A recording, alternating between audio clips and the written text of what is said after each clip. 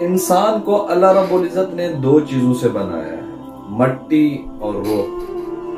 مٹی سے بنے ہوئے چیز کی ضروریات بھی مٹی سے پوری ہو رہی ہیں۔ ہم جو چیزیں خوراک کے طور پہ استعمال کرتے ہیں، جتنی بھی چیزیں ہم روزمرہ زندگی میں استعمال کر رہے ہیں، وہ اس کا کہیں نہ کہیں تعلق زمین سے ہو جاتا ہے۔ روح یہ اللہ کا امر ہے، اس کی غذا ڈائریکٹ آسمان سے آتی ہے۔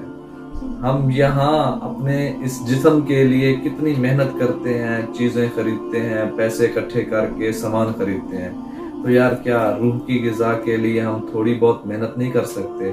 5 وقت کی نماز، تھوڑی بہت قرآن کی تلاوت کر لی، تھوڑا بہت ذکر کر لیا، اس سے ہمارے روح کو سکون ملے گا۔